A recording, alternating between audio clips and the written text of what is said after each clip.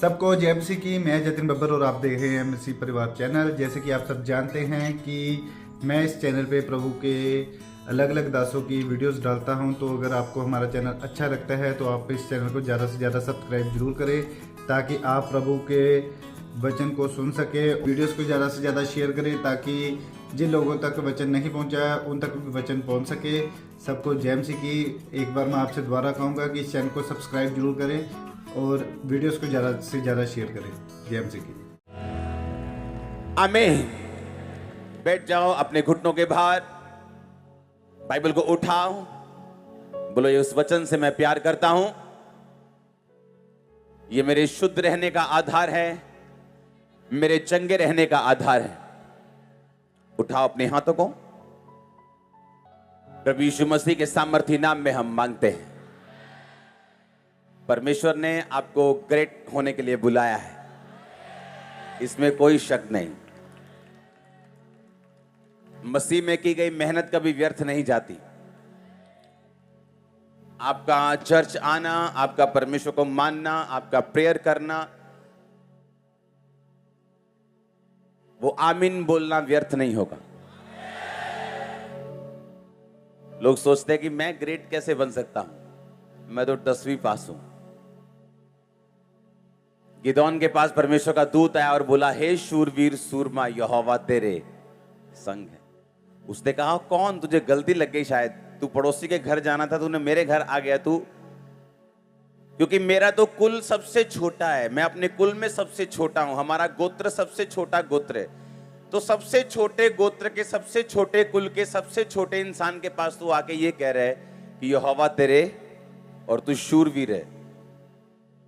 आप इस तरह अपने आप को देख सकते हैं, जिस तरह आपकी लाइफ चल रही है, जिस तरह का आपका बैकग्राउंड है, जिस तरह के घर में आप पैदा हुए हैं, लेकिन परमेश्वर आपको ऐसा देख रहा है जैसा आप कल होंगे, और वो आपको ग्रेट देख रहा है। आप वो ले सकते हैं जो परमेश्वर के दिल में है, आप वो ले सकते हैं जो परमेश्वर के हार्ट में है, आप वो ले सकते हैं जो परमेश्वर आपके विषय में सोचता है। जब मैं मेंटली अपसेट के अटैक से गुजर रहा था, तो एक पास्टर ने मुझको सलाह दी थी। उसने कहा था कि शीशे के सामने खड़ा होना है और मिरर के सामने खड़े होकर, शीशे के सामने खड़े होकर रोज अपने आप से बात करनी है और अपनी लाइफ के ऊपर घोषित करना है कि तू परमेश्वर का दास है, परमेश्वर तुझे इस्तेमाल करेंगे, परमेश्वर तुझे, रोज घोषणा करनी है अपने आप को देखकर। और सुनो मेरी बात, जितने वर्ड्स उन्होंने बोलने के लिए बोले थे, उनमें से एक भी वर्ड ऐसा नहीं था जो मुझे लगता कि मेरी लाइफ में कभी पूरा हो सकता है, कि ये तो हो ही नहीं सकता, ये तो हो ही नहीं सकता, ये तो हो ही नहीं सकता, ये भी नहीं हो सकता, ये भी नहीं हो सकता। इतना वीक और इतना लो उस समय मैं अपनी लाइफ में फील करता था, और है भी था। लेकिन परमेश्वर ने मुझे बताया कि मैं तेरे विषय में ये सोचता हूं। अब अगर तुझे वो प्रैक्टिकली लेना है तो तुझे भी वही बोलना होगा जो मैं तेरे विषय में बोलता हूं। आप ब्लेस्ड हैं, आपका फ्यूचर ब्लेस्ड है, आपके पास दुनिया की हर बेस्ट चीज होगी, आपकी लाइफ बेस्ट होगी, आपका फाइनेंस बेस्ट होगा, आपको किसी चीज की कमी नहीं होगी। यहोवा आपका चरवाहा है। आमीन। चाहिए बरकत हमारी ये चर्च। हालेलुया। तो जो परमेश्वर के दिल में है, आपको वो प्रैक्टिकली लेना है कि नहीं, फिर आपको अपना दिमाग और सोच और सेंस साइड पे रखनी होगी और आत्मा से चलना होगा। सोच आपको डराएगी, सिचुएशंस आपको धमकाएंगी, लेकिन आपको अपना ध्यान वर्ड के ऊपर रखना होगा। जो वचन कहता है वो ही फाइनल है। आपकी रिपोर्ट झूठ बोल सकती है, आपकी परिस्थितियां झूठ बोल सकती हैं, वचन कभी झूठ नहीं बोल सकता। उस समय मेरी सेंस यही कहती थी कि हां, मैं लो फील कर रहा हूं क्योंकि मेरी लाइफ में इतनी सारी बीमारियां और प्रॉब्लम्स हैं, और वो सच में हैं, तो ये झूठ तो नहीं है। लेकिन परमेश्वर का वचन कहता है उसके कोड़े खाने से तू चंगा हो चुका है। अब मुझे या तो अपने सेंस के हिसाब से चलना है, और या तो मुझे फिर परमेश्वर के वचन के हिसाब से चलना है। अब फैसला मुझे करना है कि मुझे अपनी सेंस देखनी है, जो दिमाग कहता है वो देखना है, या जो परमेश्वर का वचन कहता है वो देखना। जो कुछ परमेश्वर के दिल में है उसको नीचे उतारने का एक तरीका है। आमीन। और इसीलिए आप चर्च में आए हैं कि उस तरीके को आप सीख सकें। हम चर्च में इसलिए नहीं आए कि हम क्रिश्चियन हैं और हमें एक आज्ञा मिली है कि संडे के संडे चर्च जाना है, तो इसीलिए हम चर्च में आए हैं। जिस चीज को बोलना है ना वो चीज परफेक्ट होनी चाहिए। हाँ, बहुत कम लोगों को अकल है ये वाली। तैयार हो लेने के लिए? वो स्पिरिचुअल ग्रेस कैच करो right now in Jesus name. अब परमेश्वर के दिल में क्या है? वो कहता तुझे घटी नहीं होगी, मेरे मार खाने से तू चंगा हो चुका है। उसने तुझे ग्रेट होने के लिए बुलाया। उसने कहा क्या तुम नहीं जानते कि मैंने जगत के निर्बलों को, तुच्छों को, गरीबों को, बीमारों को चुन लिया कि जो अपने आप को कुछ समझते हैं उनको शर्मिंदा करें। हालेलुया। तो जो कुछ परमेश्वर ने आपके लिए चुना है, मैंने कहा परमेश्वर आपको स्पिरिचुअल तरीका भी देता है उसको पूरा करने का। इसलिए बाइबल कहती है मसीहत क्या है? एक लड़ाई है। तुम मसीह में हो तो लड़ाई के नीचे हो, और हमारी लड़ाई शैतान के साथ नहीं, किसी पार्टी के साथ नहीं, किसी धर्म के साथ नहीं, किसी समाज के साथ नहीं, किसी मिशन के साथ नहीं, बल्कि शैतान के साथ है। और परमेश्वर ने कहा कि मेरे सारे हथियार बांध लो ताकि तुम बुरे दिनों का सामना करके सब कुछ पूरा करके स्थिर रह सको। हालेलुया। अब परमेश्वर आपको हथियार भी देता है, वो आपको तरीका भी देता है इसको समझने का। 2004 में जब मेरे को मेंटली अपसेट के अटैक हो रहे थे, तो देखो परमेश्वर ने मुझे कोई ऐसा केस नहीं था जो मुझसे मैच करे, या मुझे ऐसी कोई टेस्टिमनी नहीं मिल रही थी जो मेरे साथ मैच कर सके कि मैं भाई मेरे को भी ये प्रॉब्लम थी, तू ऐसा कर ले तो ठीक हो जाएगा। एक भी नहीं। और मेरी प्रॉब्लम क्या थी कि शैतान एक क्वेश्चन लेके आता था और मेरे दिल में डालता था, और उसके बाद मैं उस पर बहस करता था दिल में ही। और इस वजह से मेरा डिप्रेशन बढ़ता जा रहा था, क्योंकि हर वक्त मैं अंदर सोचता रहता था और शैतान की बातों का जवाब अंदर मन में देता था। जबकि बाइबल कहती है शैतान जब आपके दिमाग में कोई क्वेश्चन डाले, उसका जवाब दिल में नहीं मुंह पे होना चाहिए। और यह बात समझने में मुझे टाइम लगा। और फिर एक दिन जब मैंने वचन पढ़ा तो वचन में लिखा था अपने मन की बातें खोलकर यहोवा से कहे। और यह मेरे लिए एक दवाई थी। सुनो, अपने मन की बातें खोलकर किससे कहे? कि अपने मन में उधड़बीन लगा रहे।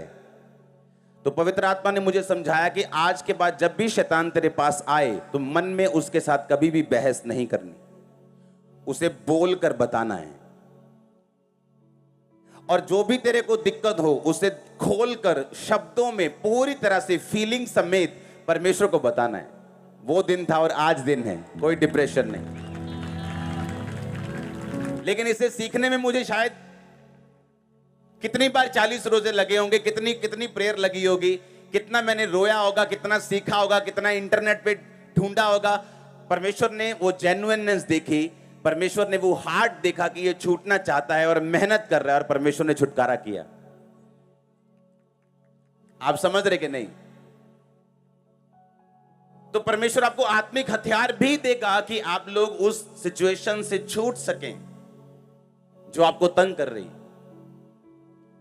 या जहां आप जाना चाहते हैं और परमेश्वर आपको लेके जाना चाहता है, वो आपको आत्मिक तरीके देगा जो चर्च में आप सीखते हैं। थर्सडे के वचन को सेकंड पार्ट में कंटिन्यू करूंगा मैं, रोमियो 1 उसकी 11 आयत। क्योंकि मैं तुमसे मिलने की लालसा करता हूं कि तुम्हें कोई आत्मिक वरदान दूं जिससे तुम स्थिर हो जाओ। पौलुस क्या कह रहे हैं कि मैं तुमसे मिलने की लालसा रखता हूं, तुम्हें कोई आत्मिक गिफ्ट दूं ताकि तुम क्या हो जाओ? स्थिर हो जाओ। मैं 3 गिनूंगा, आप सब लोग एक मन होके ऊंची आवाज में ये पढ़ेंगे। सब अपनी बाइबल खोल लो, नहीं है तो स्क्रीन की ओर देखो, अगली बार बाइबल लेके आओ। 1 2 3 पढ़ो।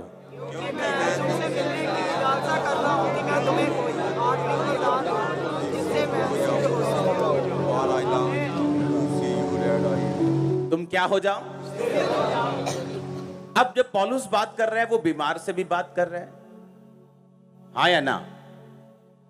वो उससे बात कर रहा है जो गरीब है, वो उससे भी बात कर रहा है जिसका पति उसको छोड़ के जा चुका है, वो उससे भी बात कर रहा है जिसका बेटा उसकी बात नहीं सुनता, वो उससे भी बात कर रहा है जिसकी जो माँ बड़ी खराब हो चुकी बेचारी लाइफ उसकी, वो उससे भी बात कर रहा है जिसका फाइनेंस टूट चुका कर्जे में। पर वो आके ये नहीं कह रहा कि अगर तुम बीमार हो तो मैं आऊंगा, तुम्हें हील करूंगा ताकि तुम स्थिर हो जाओ, मैं तुमको फाइनेंशियली बढ़ाने का वचन दूंगा ताकि तुम स्थिर हो जाओ। उसने कहा मैं जब आऊंगा तो मैं तुम्हारी लाइफ के ऊपर गिफ्ट इंपार्ट कर दूंगा, सुनो, ताकि तुम क्या हो जाओ।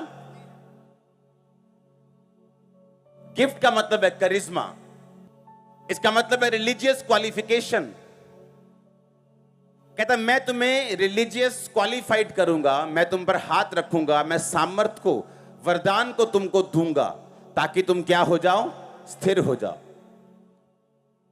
पंजाब के बाहर बहुत सारे पास्टर्स हैं जो इस मिनिस्ट्री के सन्स एंड डॉटर्स हैं, जब वो मिलने के लिए आते हैं बोलते हैं हमारी चर्च इतनी बड़ी है, इतनी ग्रो की है, और जब लोग हमारी चर्च में आते हैं वो पूछते हैं क्या ये खंबरा की ब्रांच है? कहता हम कुछ नहीं बताते उनको, पहले उनको कुछ मालूम नहीं होता, हम उनको जानते नहीं, वो हमको नहीं जानते, लेकिन जैसे ही चर्च में एंटर करते बोलते एक खंबरा की ब्रांच है क्या?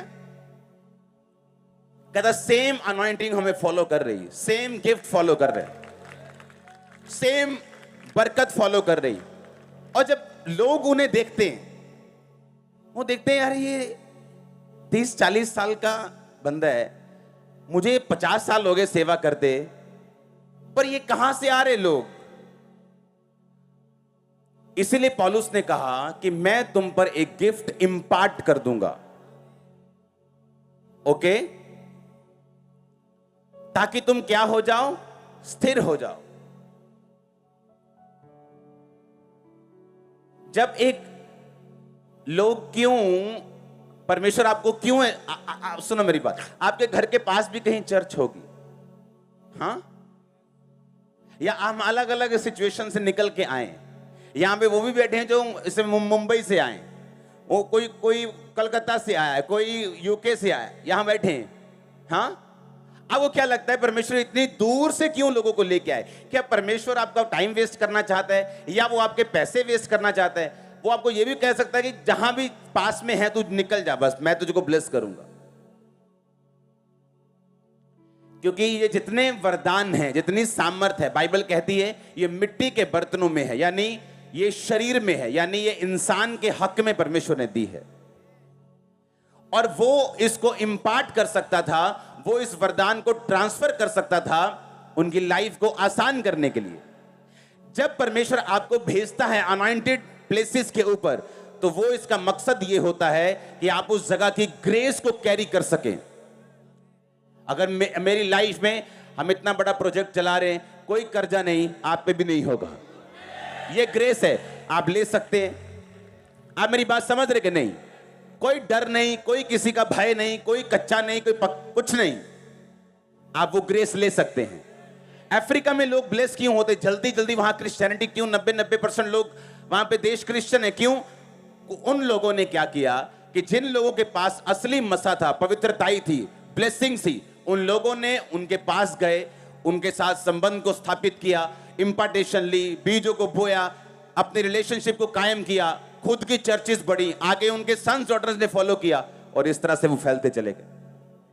आप मेरी बात समझ रहे कि नहीं? अब यहां कोई कहे पौलुस कौन है? परमेश्वर है क्या?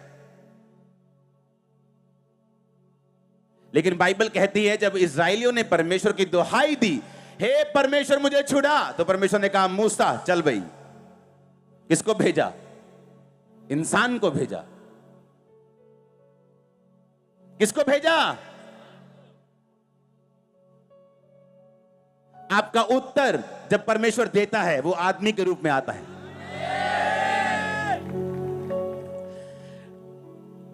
गिनती 11 उसकी 16-17 आयत पढ़ेंगे। यहोवा ने मूसा से कहा, इजरायली पुरनियों में से 70 ऐसे पुरुष मेरे पास इकट्ठा कर जिनको तू जानता है कि वो प्रजा के पुरनिय और उनके सरदार हैं, और मिलाप वाले तंबू के पास ले आ कि वो तेरे साथ यहां खड़े हों। तब मैं उतर कर तुझसे यहां बातें करूंगा, और जो आत्मा मूसा तुझ में है उसमें से कुछ लेकर उनमें डाल दूंगा, कि वे उन लोगों का भार तेरे संग उठाए रहेंगे और तुझे उसको अकेले उठाना ना पड़ेगा। 25 आयत को पढ़ेंगे इसके बाद। तब यहोवा बादल में से होकर उतरा और उसने मूसा से बातें की, और जो आत्मा मूसा में था उसमें से कुछ लेकर 70 पुरनियों में समवा दिया, और जब वह आत्मा उनमें आया तब वे नबूवत करने लगे, परंतु फिर उसके बाद ना की, क्योंकि वो फुल स्पिरिट नहीं थी उनके अंदर मूसा की। लेकिन कुछ अंश मूसा का परमेश्वर ने लेके उन लोगों में क्या कर दिया, डाल दिया, ताकि वो मूसा के साथ मूसा के जैसे काम कर सके और मूसा के भार को क्या कर सके, उठा सके। ये शुरू से चलता आ रहा है, ये नया नियम में नहीं है या सिर्फ पुराने नियम में, शुरू से चलता आ रहा है। परमेश्वर ने अपने लोगों को यूज किया इंपार्ट करने के लिए। आमीन। कई बार लोग मुझसे पूछते हैं कि आपका ये स्पिरिचुअल सन है, ये इतना ज्यादा ऐसा नहीं लगता कि इसके पास इतने लोग होने चाहिए। तुम अपने हिसाब से देखते हो, लेकिन परमेश्वर स्पिरिचुअली देखता है। जब ग्रेस का मतलब यह है, जब वो आपकी लाइफ में आती है, आपको वो देती है जिसके आप काबिल नहीं हो। बोलो अपने पड़ोसी को, ग्रेस का मतलब, अनुग्रह का मतलब कि जिस चीज के तुम काबिल नहीं, उससे अधिक तुम पाते हो। तुम पाओगे चर्च, तुम्हारा परिवार पाएगा, तुम्हारे पिताजी तुम्हारी माताजी पाएंगे, तुम्हारा फाइनेंस पाएगा। मुझे आमीन ऊंचा चाहिए। उसका आत्मा यहां मौजूद है। मिरेकल्स होंगे आपकी लाइफ में, मिरेकल्स होंगे आपकी मिनिस्ट्री में, मैंने कहा फाइनेंस में, आपकी लाइफ में, परिवार में। हालेलुया। अब ये मूसा का स्पिरिट उनमें चला गया और वो भी मूसा के जैसे काम करने लगे। नबूवत एक दिन की, उसके बाद नहीं की, लेकिन मूसा की स्पिरिट उनमें आ गई। मूसा की तरह वो सोचने लगे, मूसा की तरह चलने लगे और मूसा के अधीनगी में काम करने लगे। और परमेश्वर ने मूसा के बोझ को हल्का कर दिया और 70 पुरनियों को थोड़ा थोड़ा बोझ दिया। आमीन। कई बार आप किसी सेवकाई में जब काम करते हैं, उनको समझाया जाता है कि बिल्कुल अपने मेंटर को फॉलो करो, अदरवाइज जब तक तुम्हारी सोच उसके जैसी नहीं है, तुम्हारा काम करने का तरीका उसके जैसा नहीं है, तुम्हारा मस्सा भी उनके जैसा नहीं होगा। ये राइट बात है। ये मैंने 10-10 साल लोगों को मिनिस्ट्री में काम करते देखा है, लेकिन अपने पास्टर से हट के चलते देखा है, और जो पास्टर की लाइफ में है उनकी लाइफ में बिल्कुल नहीं। हालेलुया। परमेश्वर ने कहा, मूसा मैं तेरी स्पिरिट से उनको टच करूंगा और जो तुझ में है उनमें थोड़ा थोड़ा दूंगा। और सेम पौलुस ने कहा कि जो कुछ मुझ में है मैं कुछ तुम्हारे अंदर इंपार्ट कर दूंगा, ताकि तुम स्थिर हो जाओ। आमीन। तुम क्या हो जाओ? तुम स्थिर। और जब स्थिर आदमी होता है, स्थिर का मतलब दिखाएंगे यूनानी भाषा में स्टेरिजो, to turn resolutely in a certain direction. स्थिर होने का मतलब दृढ़ता पूर्वक एक दिशा में भागने लग जाना। आमीन। जब आदमी को यकीन हो जाता है कि परमेश्वर असली है, उसका गिफ्ट काम करता है, ब्लेसिंग्स काम करती, रिजल्ट आने लगता है सेवकाई में, लाइफ में, फाइनेंस में, उसे मालूम हो जाता है ये परमेश्वर का हाथ है, पहले नहीं था अब है। बाइबल कहती है वो स्थिर होने लग जाता है और एक दिशा को भागने लग जाता है और डिस्ट्रैक्शन खत्म हो जाती। और आपको मालूम है जब आप स्थिर होके परमेश्वर की ओर भागने लगते हैं तो रास्ते में बहुत सी ब्लेसिंग्स, बहुत से इवेंट्स अनफोल्ड होते हैं आपके सामने, पर्दे हटते जाते हैं और वाओ वाओ आप करके आगे बढ़ते जाते हैं। ऐसा आपके साथ होता है। आमीन। मैं तुम्हें कोई आत्मिक वरदान दूं, करिश्मा दूं, गिफ्ट दूं, रिलीजियस क्वालिफाइड तुम्हें करूं, तुम्हें आत्मिक कोई पढ़ाई लिखाई दूं जिससे तुम स्थिर हो जाओ। और ये बात उसने बीमारों के लिए भी बोली, ये बात उसने उनके लिए भी बोली जिनके पति नशा करते हैं, ये बात उनके लिए भी बोली जिनके घर ब्रेक हो चुके, टूट चुके हैं। यानी जब तुम आत्मा में बढ़ोगे, तुम वरदानों में बढ़ोगे, तुम अच्छे लोगों की संगति करोगे, तुम अच्छी कलीसिया में जाओगे, तो ये इंपार्टेशन तुम्हें स्थिर कर देगी। अगर आप इस समय बैठे हैं, चाहे मैं आप पे ले हैंड ना भी करूं, तभी आप उस स्पिरिट को फॉलो कर रहे हैं जो मैं आपको बता रहा हूं। सेम बपतिस्मा ले रहे हैं आप, सेम आत्मा को पी रहे हैं जो यहां बह रहा है। आमीन। मेरा फिजिकली आपको टच करना इतना जरूरी नहीं जितना मेरा बोलना और आपका सुनना जरूरी है। इसलिए ब्रांचेस में जरूरी नहीं मैं फिजिकली जाऊं, वहां हजारों लोग हैं। अगर वो हैं तो उनका एक मकसद है। अगर परमेश्वर ने आपको बुलाया किसी ब्रांच में, वो किसी भी शहर किसी भी देश की हो, उसका एक मकसद है। वो आपको तैयार करेगा एक खास टाइम के लिए। नहीं तो आप घर में बैठ के भी ऑनलाइन देख सकते हो, लेकिन ब्रांच में बुलाने का मकसद क्या है? वो आपको प्रिपेयर करे, वो ग्रेस दे, वो करिश्मा दे, वो आपको स्थिर करने के लिए वो इंपार्टेशन दे। आप मेरी बात समझ रहे कि नहीं? उसने कहा मैं तुम्हें कोई आत्मिक वरदान दूं जिससे तुम स्थिर हो जाओ, तुम भाग सको एक दिशा में।